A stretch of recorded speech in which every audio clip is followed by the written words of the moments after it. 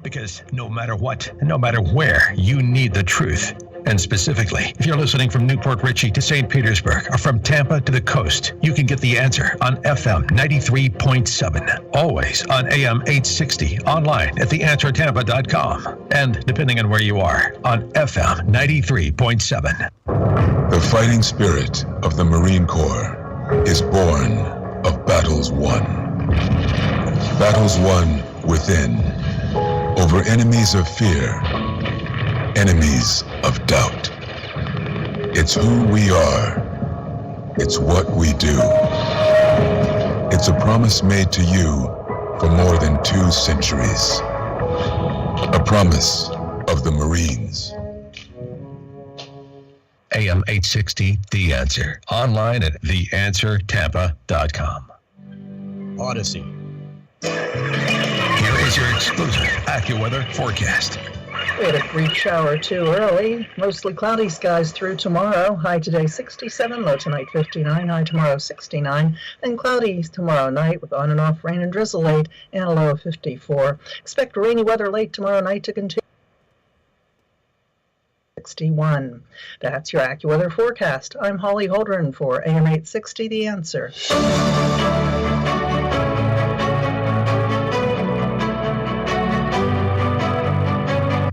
And I'm on. This is Dr. Bill, your radio MD. Welcome to the show. Ken, you with me, buddy? You bet I am, Doc. How are you today, sir? I am good, man. I am good. I'm doing fine. So we had quite a week, huh? A lot going on. Jobs reports, the Ukraine, the Olympics. Oh, my gosh. The world is busy. Busy. Where do you want to start today? Well, of course, we have to give the virus a shout out. I mean, it's still in everybody's head, but the cases are dropping rapidly. In Florida, we've gone from 2,000 per 100,000 a week or two ago down to about 600 now last week. So we're doing really well. And I don't think we've had any recent deaths, maybe 1 or 2 in our neighborhood from, medical neighborhood from the COVID virus, and those were people with comorbidities. And, a good example of that, Ken, is I was consulted to do what's called a transesophageal echocardiogram, which is an ultrasound of the heart. But you slide a tube down the esophagus, down the food tube, because the heart and the esophagus sit right next to each other. And so you get a much better view of the chambers and the leaflets of the heart. And I was looking for what we call a vegetation, an infection on a heart valve. Guy was an IV drug abuser who came into the hospital really sick, septic, and he ended up testing positive for COVID, so he's in the ICU. He also had little flicks of bacterial emboli go to his brain, so he had some altered mental status with this. At any rate, so I think the guy's going to be fine. He's already on antibiotics and he's being treated appropriately, but if he dies, it's going to be a COVID-related death. Really, it's not. It's incidental that he has COVID. The death would be from the bacterial infection in his heart that's also seeded his entire body, if you understand what I'm saying. So it gets chalked up as a COVID case. Yeah, it gets chalked up as a COVID case. So some of this is, you have to really delve into the statistics and divide things out to really get a good feel. But I think that we're on the downswing, at least for this cycle of the Omicron. Now, they say there's an Omicron stealth, but I haven't heard a whole lot about it yet. I read yesterday there are 4 cases in Florida of the stealth. Yeah, and I don't even know how they document that. I guess they have to send it to the CDC where they perform some higher level PCR test to see what the genetic material or the genetic makeup is of the virus. So we'll see what happens, but... Well, I haven't heard of any other mutations recently, so that's a good thing. No, and I think that so far we're looking better and better. That doesn't mean that we're out of the woods yet, but the good thing is that 95% of 65-year-olds and up in the United States are vaccinated, fully vaccinated. So that's a good thing. And I'm sure in Florida we're at least that, if not higher. So we're doing okay.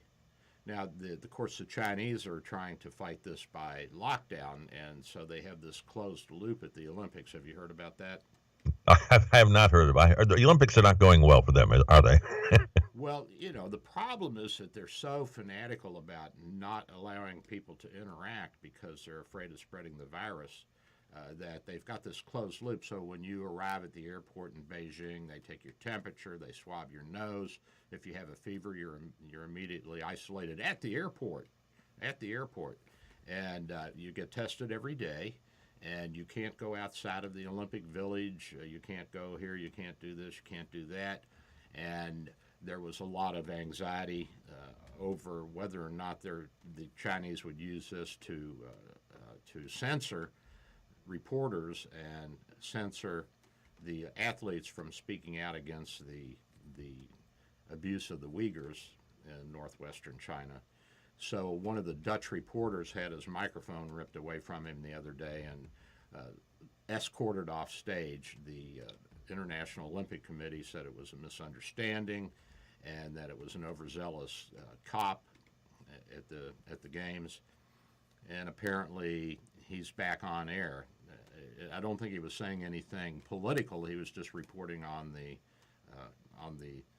games. But I guess He was standing. From what I read about that, he was standing in the wrong place. Yeah, he was outside of the quote loop. Yes. So you can't stand in the wrong place. You have to stay in the circle because the virus might creep outside of the circle and get somebody. But But he was he was doing a live shot when that happened. he was doing a live shot back in the Netherlands. Like I said, it's not going well for China right now. You're attacking our man on the scene. So at any rate, he's back on now. From what I understand, he's doing okay, and I think it's important for. Yeah, but that was just day one, Doc. We have a long way to go here. Yeah, but the bottom line is if that's the way they're handling the virus, I mean, what can you do if you go out to California? You can't go in a store without a mask on. Still? Well, I don't know about still. Maybe that's changed, but if you're going to go into loot, it's best to put a mask on. That's my opinion. Have you seen some of the videos of people just running into high-end stores in New York State and California? I mean, they run in, they grab a handful of stuff, they run out. In one video this morning, there was a security guard, a mall cop there, and he just backed up and got out of the way. When you're making minimum wage. Yeah, and like, I'm not risking my neck. I mean, he doesn't have a gun or anything. He's just a mall cop. I don't think anybody in New York has a gun, do they? Just the robbers. Mm-hmm. So we've just the bad guys. Somebody's armed anyway. They can defend us if we need them to. That's what I like about Florida. We defend ourselves. Yeah. Well, we're the only free state left in the world, from what I can see. Holy moly! And the Canadians, oh my gosh, they are telling me stories, and of course they're all up in the air. And the truckers are still bottling up Ottawa, and they're expanding. Toronto too. Now I heard. I was reading something about Toronto too. Other cities are expanding to other big cities, so we'll see what happens there. It could be that they might get some concessions from Trudeau, and I guess Trudeau's still in hiding. I think he's afraid the truckers might run over his toes or something. I don't know. I can't figure this.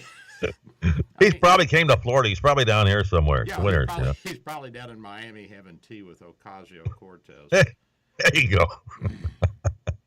Oh my God, what kind of world are we living in? I'll tell you. But and of course, Fox News, they're ranting and raving about censorship at the Olympics and censorship here and censorship there. But I think that what happened with this guy at the Olympics, as the reporter, is that, as you say, he was in the wrong place. He was outside of the quote closed circle that is meant to keep people from spreading the virus around.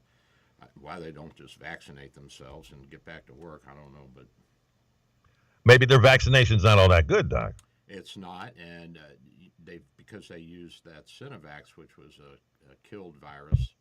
It was a COVID virus that they inactivated, and it just is not as effective as the mRNA vaccines, and even less effective than the adenovirus vaccine. So, but we've got another vaccine coming out, and I'll have to fill you in on that when it hits the streets.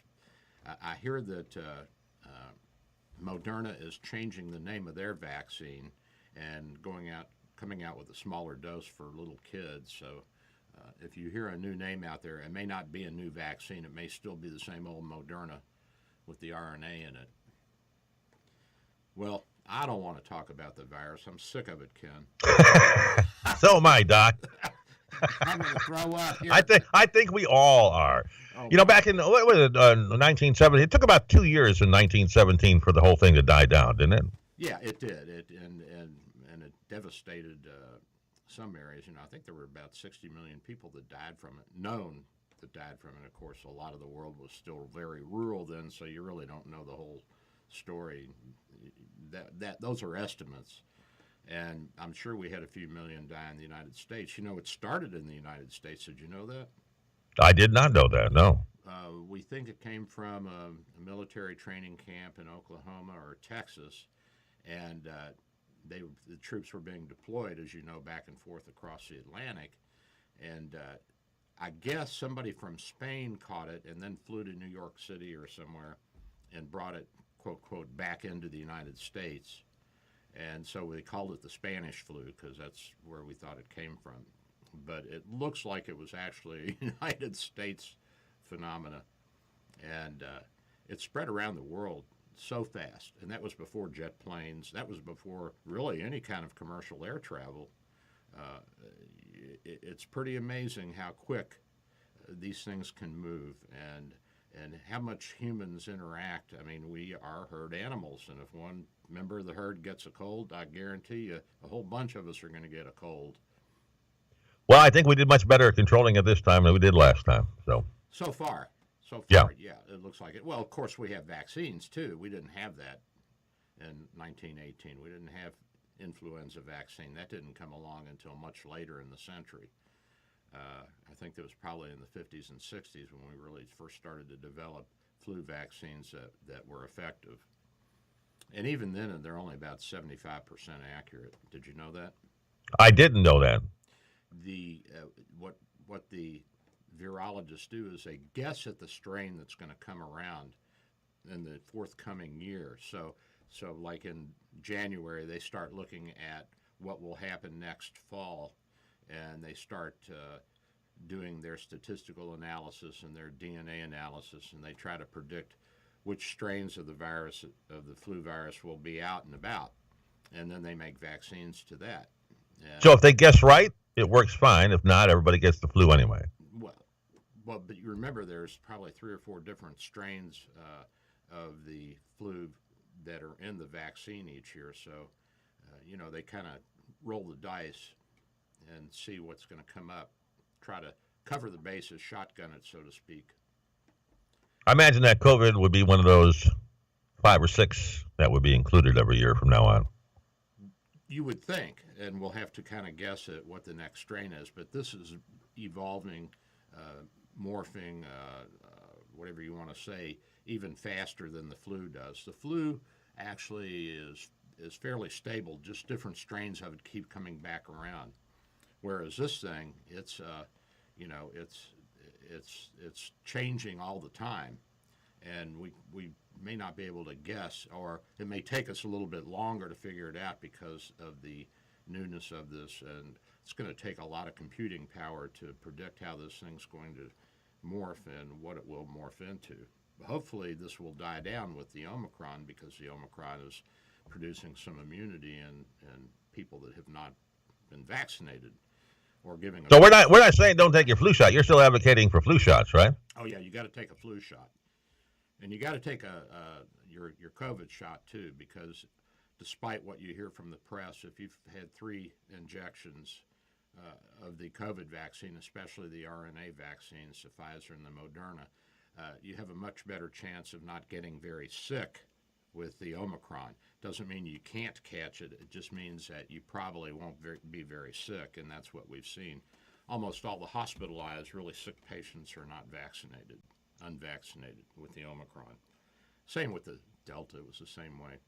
So don't listen to the press. You listen to Dr. Bill, of course, but don't listen to the press and all this stuff about cloth masks don't work. Yeah, they do. They're about 80% effective if you have a 2-ply cotton mask that's a tightly woven, tight-knit cotton, and that works fairly well.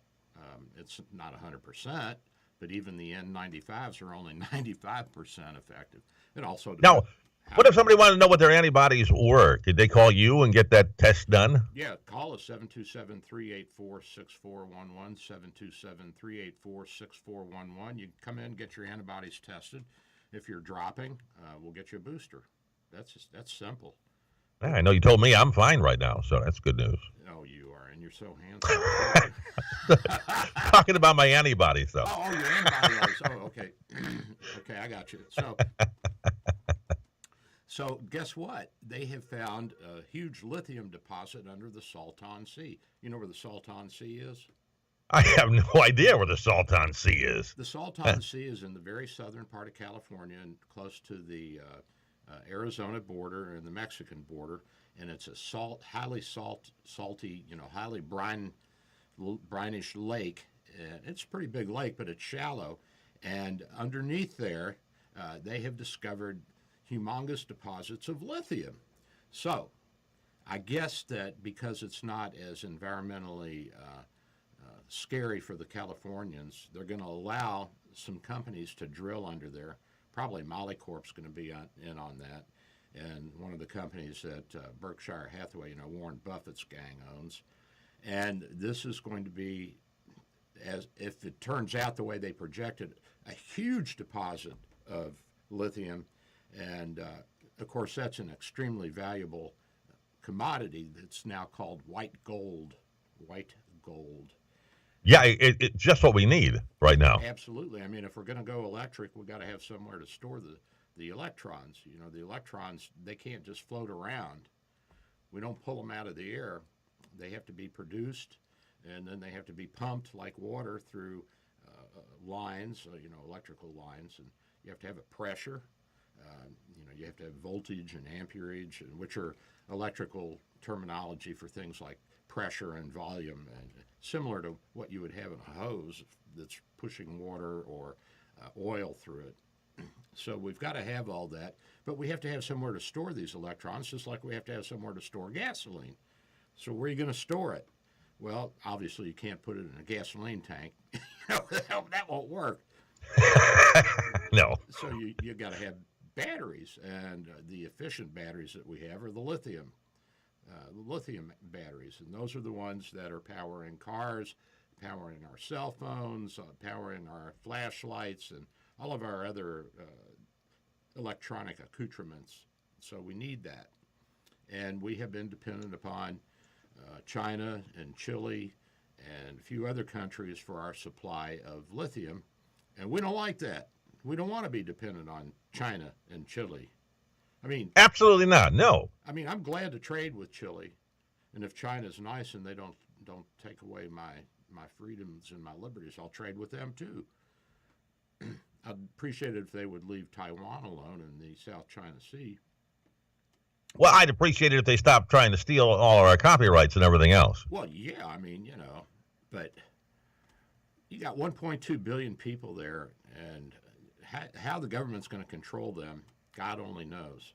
I mean, you cannot believe that they've got everybody locked down in China. I mean, you go out in the country, who the hell's there to tell them to stop doing something, And they speak, Yeah. They have about 50 different dialects. Did you know that? How many? They have about 50 different dialects that are spoken. But the same language. Well, I think some of them may be so distant from traditional Chinese. There's Cantonese, and then there's what's the other one? Cantonese. Mandarin or something like that? Mandarin. Mandarin. I don't know. Mandarin is the main language, and that's the national language. Cantonese is spoken by the Southeasterners, and then within the Cantonese, they have sub-dialects. I mean, it goes all across the country. They have all these different dialects. It's amazing. You wonder how they got unified. Well, you know how they got unified. some guy came in and killed millions of people and said you're unified. That was pretty much it. So the Salton Sea is now going to be a mining area. And I guess what they're going to do, Ken, is they're going to drill down, who knows, 2,000 feet. And I guess there are deposits of salt that have lithium in it. They're going to shoot hot steam down there and melt this stuff, bring it up, process out the lithium, and then pump the water and the salt back down into the cavity so that it doesn't cave in. We don't want anything caving in, now do we? Sounds almost like fracking. Similar to it, only they're not going into shale, they're going into actual salt deposits from what I can tell. Now, I'm not an expert. Let's go get it. Let's go get it, Yeah, oh yeah, we got to get it. This is muy importante, muy importante. This is a big deal. This is a big deal. Yeah, now who gets the mining the mining rights though? I mean, they're gonna obviously contract this out to some company to mine all this stuff out. A lot of Chinese are doing a lot of that in South America right now. Yeah. In fact, Mexico's kicking them out. Well, I think the other thing too is Chile.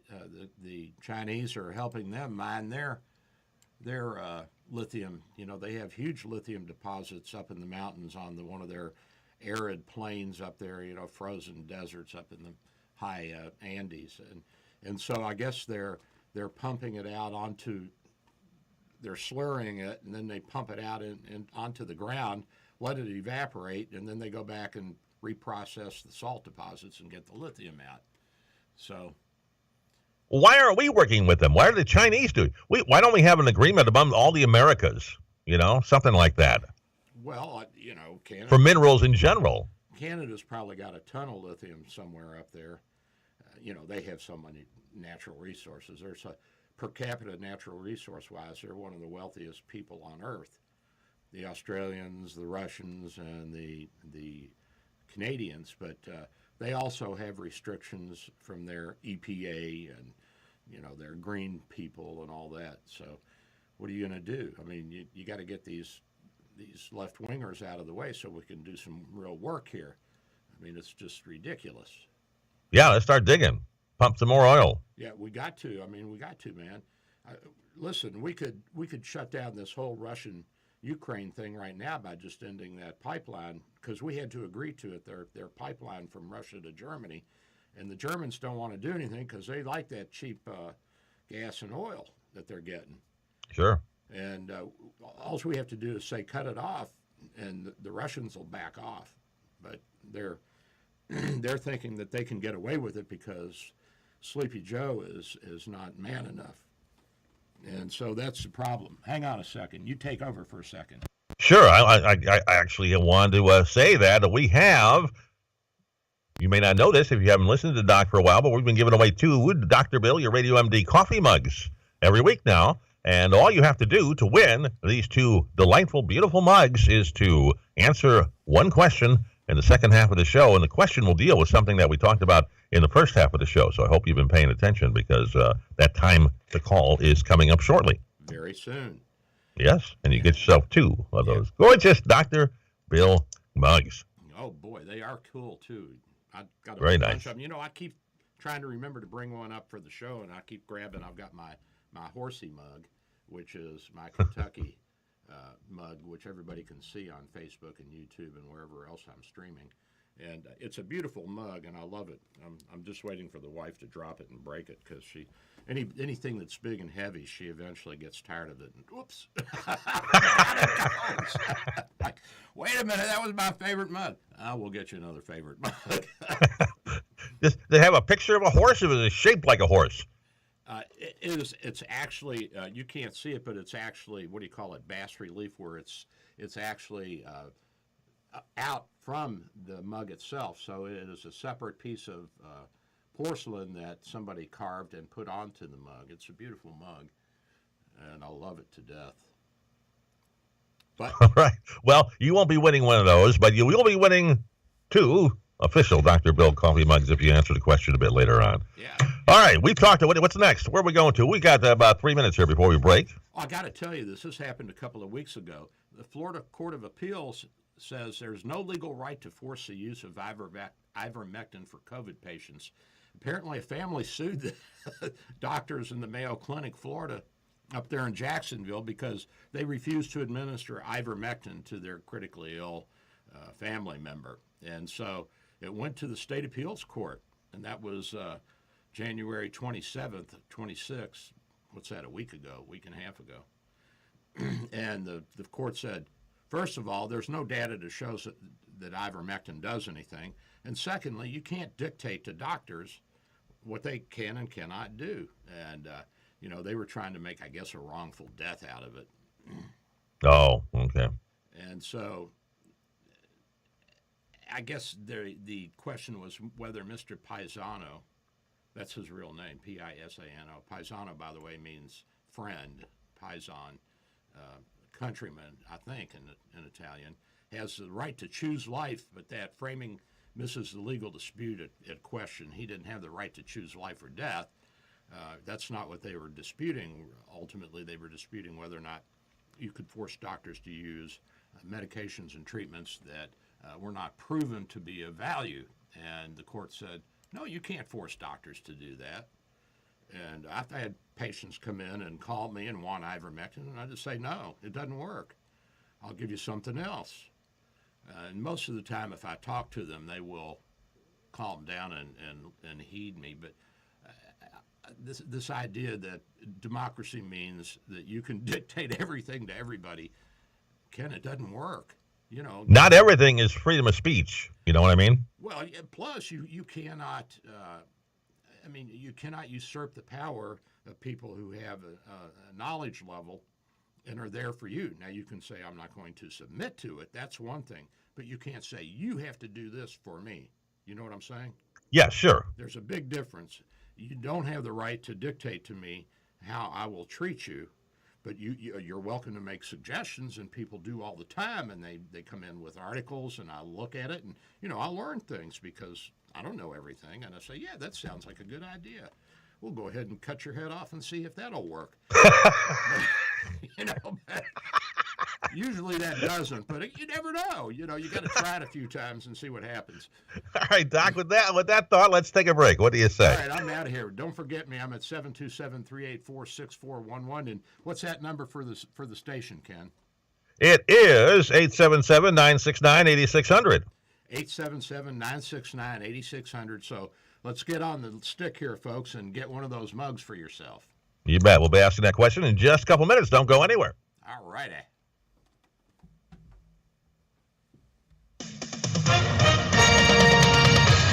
With SRN News, I'm Michael Harrington in Washington. U.S. officials say Russia has assembled at least 70% of the military firepower it likely intends to have in place by the middle of this month to give President Vladimir Putin the option of launching a full-scale invasion of Ukraine. Officials sketched out a series of indicators suggesting Putin intends an invasion in coming weeks, although the size and scale of it is unclear.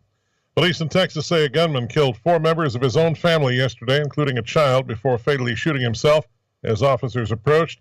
Corsicana Police Chief Robert Johnson tells the Daily Sun that one shooting was reported overnight in the town of Corsicana. It's about 50 miles south of Dallas. And the Navy says one Navy SEAL candidate has died, and a second is in the hospital after falling ill just hours after they completed the grueling Hell Week test. This is SRN News. I am Dr. Bill for Bay Area Medical, located at 6399 38th Avenue North in St. Pete, 727-384-6411, 727-384-6411. Full-service clinic with x-ray, heart imaging, ultrasound, stress testing, and minor surgery. We provide quality health care in a warm and friendly atmosphere. We are multilingual, well-trained, and certified. Most American insurance and new patients accepted. Bay Area Medical, home of can care, 727-384-6411. 6411, 727-384-6411. Dr. Bill here. With social distancing and sheltering in place, telemedicine is here. Bay Area Medical Home of Care Clinic offers telemedicine for new and established patients. You can see me without an in-office visit. Schedule an appointment at 727-384-6411, 727-384-6411. When it's time for your appointment, type this web address into your cell phone or computer web browser, doxy.me/Bay Area Med. A cell phone works well and is all you really need. For computers, you need a web camera and speakers. We'll give you this address when you call for your appointment. We accept most insurances and travel insurances. Canadians and visitors, please call your travel insurance company for an authorization number prior to the visit. Copays and deductibles apply. Self-pay rates are available. Just ask. We accept credit cards, PayPal, and Stripe. 727-384-6411, 727-384-6411. Dr. Bill here. My friends at St. Pete MRI and Sleep Diagnostics are your best choice for state-of-the-art MRI, CT, and sleep studies. Quality unsurpassed. 25 years experience makes St. Pete MRI my go-to imaging center. Self-pay rates are competitive and out-of-pocket cost a fraction of a hospital. Conveniently accessible from both sides of the bay at 750 94th Avenue North, St. Pete, near the Gandy. 727-577-2220, 727-577-2220. If you want to make a difference in your life that impacts you for years to come, then it's time to stand with Israel by going there. Consider the thrilling excitement of joining nationally syndicated media host Dr. Sebastian Gorka and renowned author and filmmaker Dinesh D'Souza on the Stand with Israel tour November 30th through December 9th, 2022. Journey through the Holy Land with two of the most respected political commentators of today. Together with like-minded travelers, you'll see over 40 iconic sites during the 10-day tour. You can pray at the Western Wall in Old City, Jerusalem, float on the Dead Sea, and take a boat out into the middle of the Sea of Galilee. Visit standwithisraeltour.com to reserve your spot or call 855-565-5519. Visit standwithisraeltour.com or call 855-565-5519 to book today.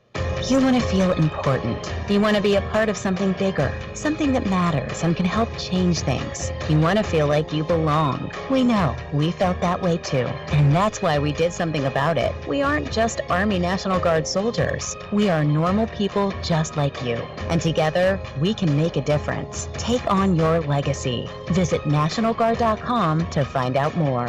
Sponsored by the Florida Army National Guard, aired by the Florida Association of Broadcasters and this station. AM 860, The Answer. Online at theanswertampa.com. Odyssey.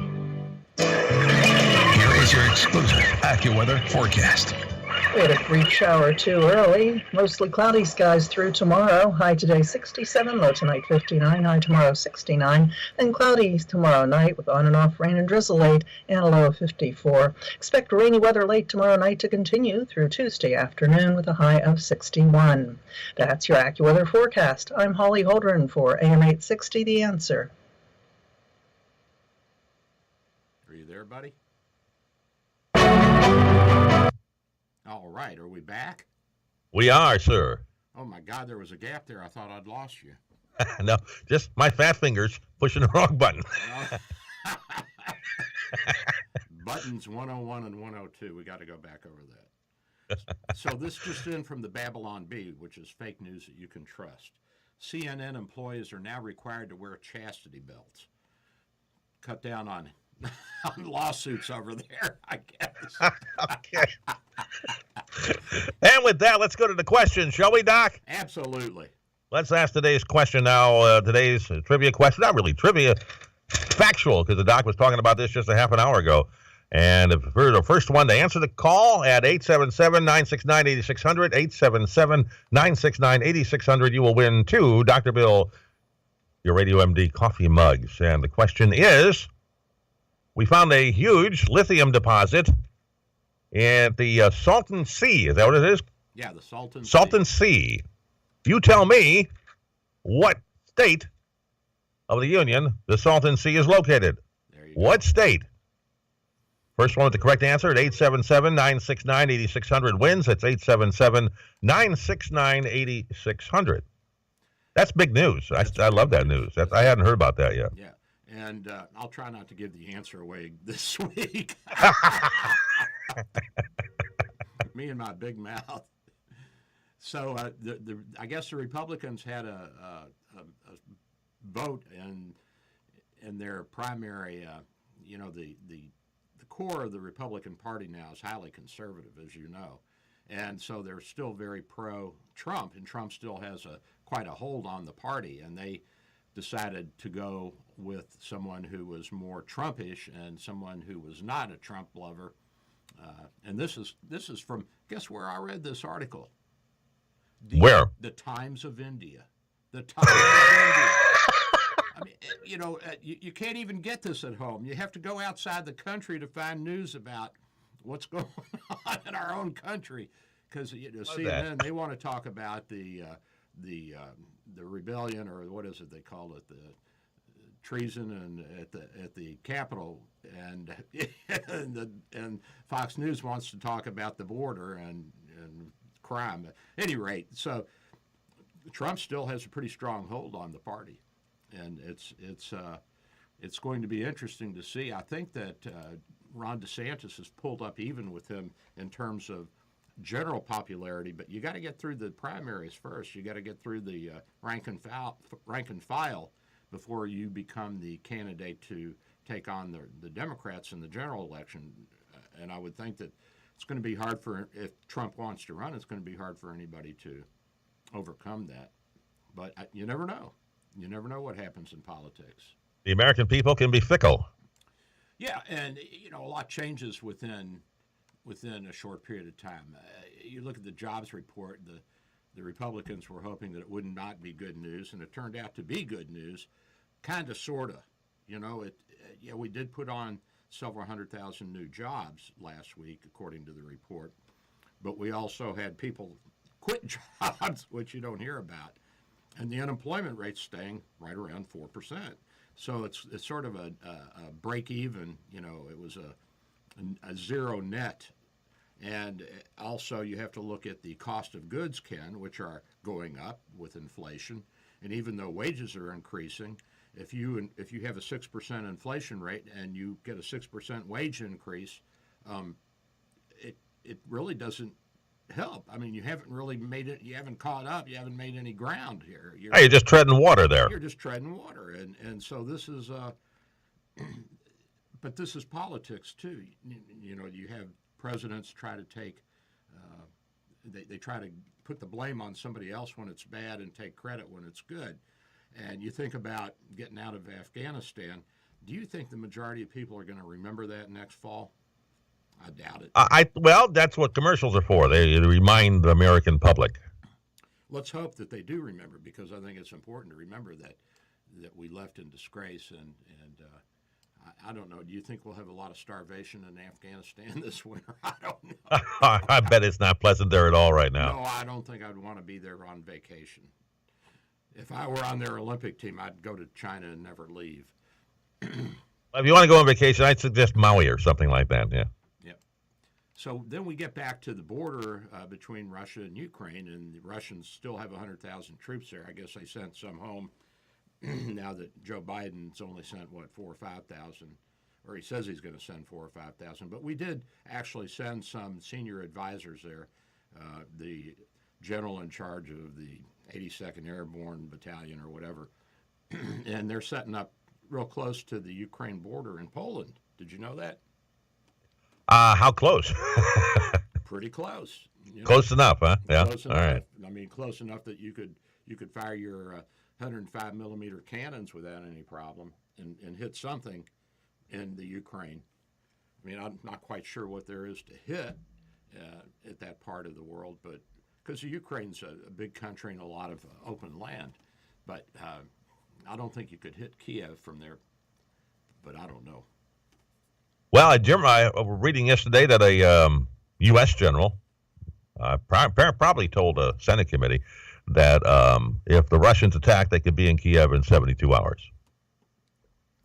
They probably could, but hopefully we'll be handing or lending them some tanks and armaments to slow them down. I mean, you don't want to let the Russians just walk in without getting a little whack on the butt. Yeah, we got to get their hair mussed up a little bit. Yeah. Yeah, that's they won't appreciate it if they don't shed a little blood for it, and we want them to really appreciate it. We want them to savor their victory over those pesky Ukrainians who they've been trying to subdue and submit to their will for hundreds and hundreds of years, and that Ukrainians just keep popping back up and getting their independence. Oh well, what are you going to do?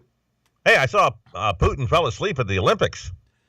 Well, it's tiring to watch those athletes do all that. And he's getting older too. He doesn't look like the guy he did 10 years ago. Remember when? I think this was the opening ceremonies. I think he just got bored.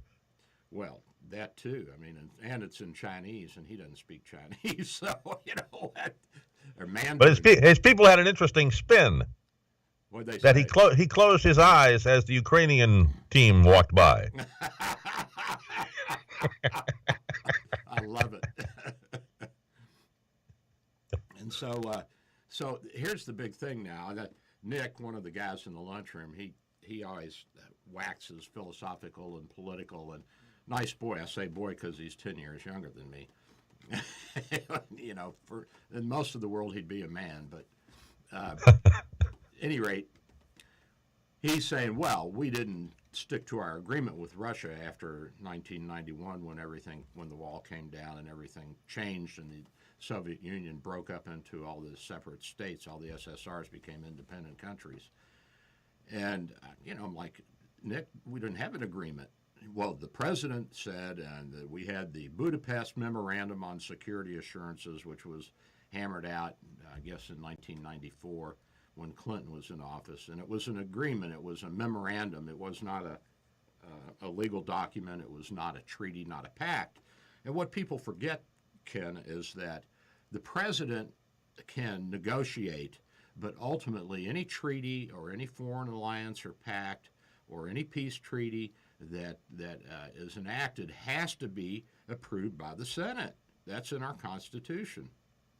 And so even though this Budapest Memorandum on Security said that, we won't pull the Ukrainians into our NATO thing, mainly it was to get the nuclear weapons out of the Ukraine that the Russians had parked there so they could be a little bit closer to Western Europe and shoot at them quicker. So with the independence of the Ukraine, Belarus, and Kazakhstan, these three SSR countries that were former Soviet satellites or part of the Soviet Union, they had nuclear weapons.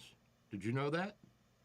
I did, yeah, absolutely. They were Soviets. They were controlled by the Soviets. The Russians had all the codes, the firing codes, and all that, but they were maintained and housed in Ukraine and Belarus and Kazakhstan, and so we had to figure out a way to get those out of there before they got in the hands of terrorists, and so this was part of the Budapest Accord or Budapest Agreement Memorandum on Security Assurances, and along with that came some we won't pull the Ukraine into NATO, but that's not a promise. I mean, that was like a gentleman's agreement. You guys behave, we'll behave, And so now that Russia is, again, expanding, and the Ukraine is saying, we want to be, by the way, they've wanted to be part of NATO off and on for the better part of 20, 25 years now, Ken. And they had one president who actually escaped the Ukraine because he was pro-Russia, and the people were like, hey, we ain't putting up with this guy. So he ran off. I don't know where he is now. I think he might be at the Olympics, taking a nap. But, there's been a lot going on. And then after the Russians came in and took the Crimea in, 2014, 2013, the Ukrainians really started to get their Irish up. Can a Ukrainian get his Irish up? Sure he can. Yes, absolutely. So, they started hooping and hollering, and they voted in a more nationalistic president and parliament, and then they're back saying we want to be part of NATO, and the presidents, both Bush and Clinton, realized that they would never get an agreement through the Senate, a treaty that would say absolutely how Ukraine would fall, whether it would fall on the side of and become a NATO member, or whether it would be left out of NATO to be a buffer state between Russia and Western Europe. I personally think that we should have let them in, but you don't know if that would have precipitated a war with Russia or not. I don't think so. And certainly stationing NATO troops on Ukrainian territory would be a big deterrent, because if the Russians did attack, they'd be attacking NATO. You say, well, NATO's really overextended. It was supposed to be the North Atlantic Treaty Organization, and now we've got countries all the way over to the Mediterranean in it. Well, it's a very small world, Ken, as I've said before. It's not the same world it was when NATO was formed in 1949, 1950. This is a different time in history, and we need to be proactive. And people say, well, why are we sending troops to defend the Ukrainian border and we can't even defend our own border? They're two separate issues. Come on. They're not the same thing. We need to defend our own border. We need to have the border regulated with Mexico. But that doesn't mean that we ignore our other security risk around the world. So we've got to make a decision as to how proactive we're going to be.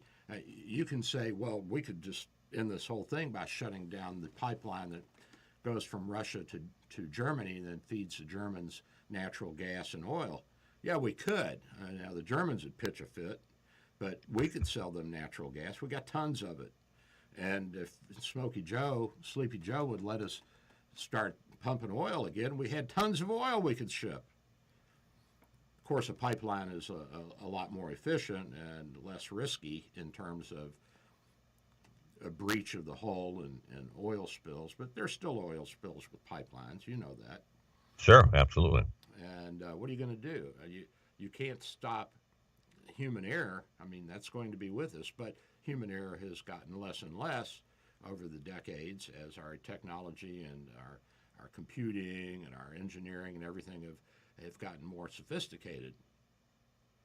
And by the way, did you know that China and France also gave assurances to the Ukraine for security from the Russians? But I don't think the Chinese are going to stick by that. The Chinese are going to back out of that for sure. Yeah. That was like, oh, here's a piece of paper that says we'll take care of you if you get into trouble, and we lost our copy of that.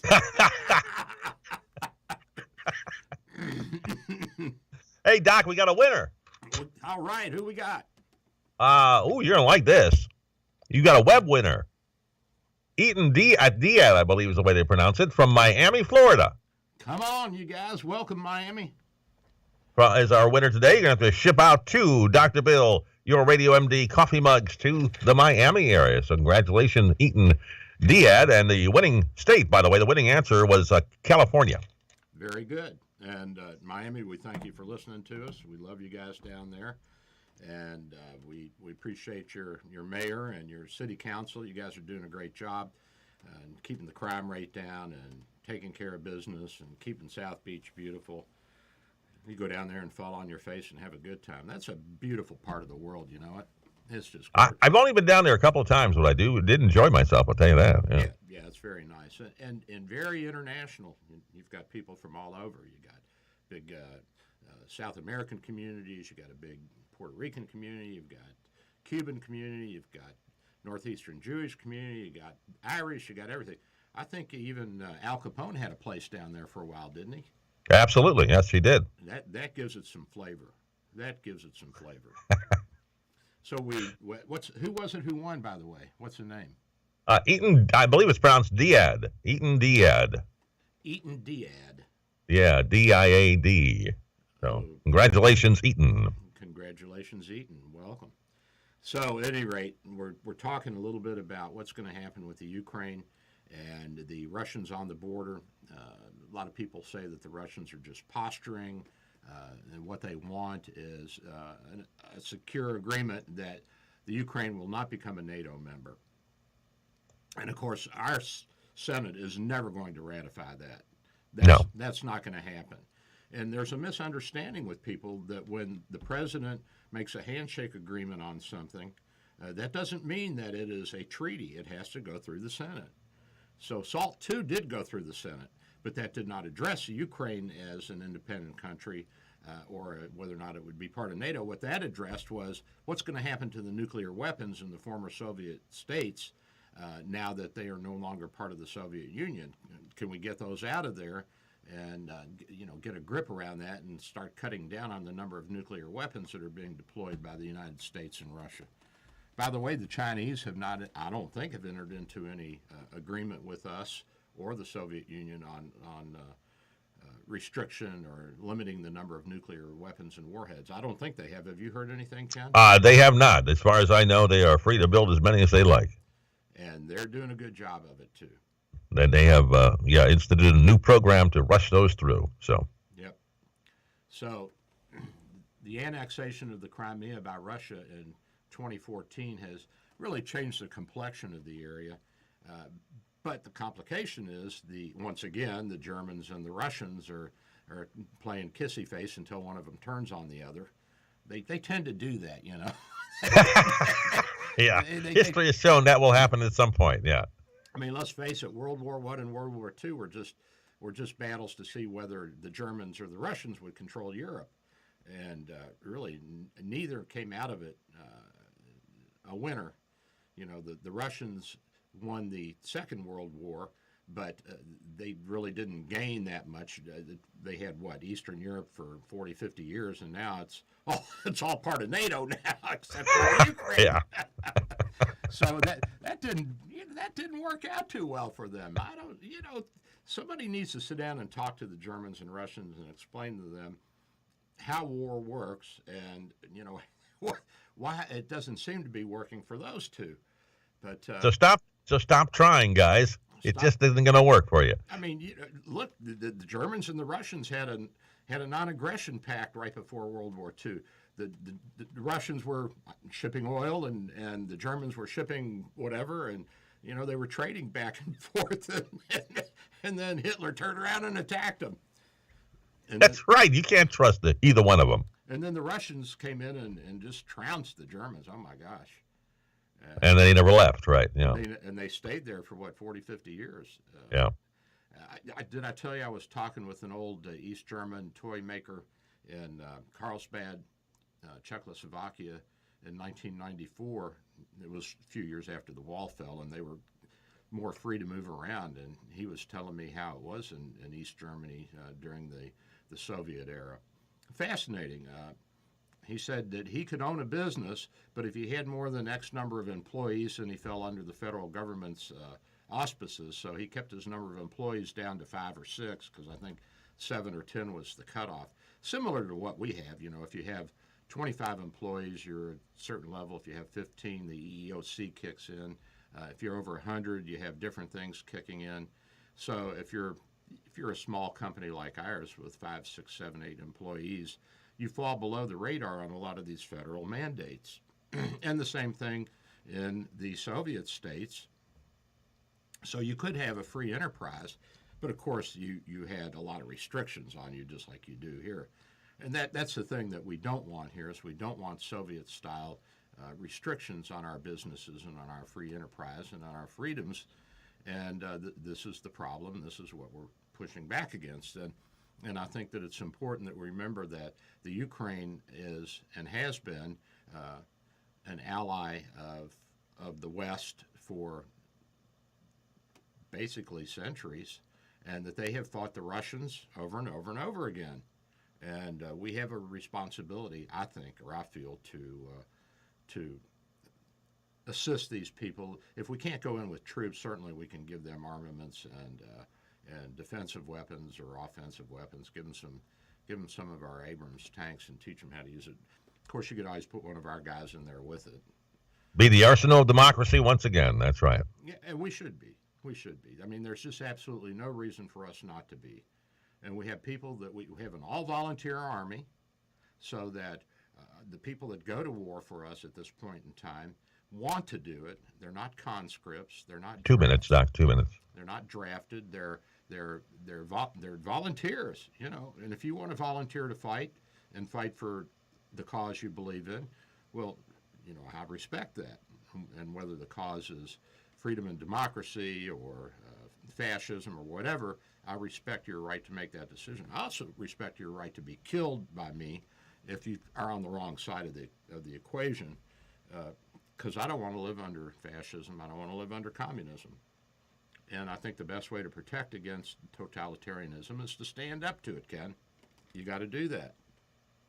We found the other way doesn't work. The other way does not work. And we tried that before World War II. It doesn't work. We've tried it in a number of venues, even our own Civil War. You know, all the Democratic presidents in the 1850s tried to make peace with everybody and throw their hands up in the air when it didn't work out. You know,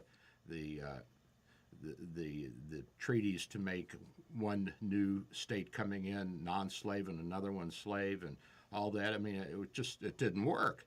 You know, somebody strong needed to come in like Lincoln and say, we ain't doing it that way. We're all free or we're nothing. You know, and that's the way you got to do it at times.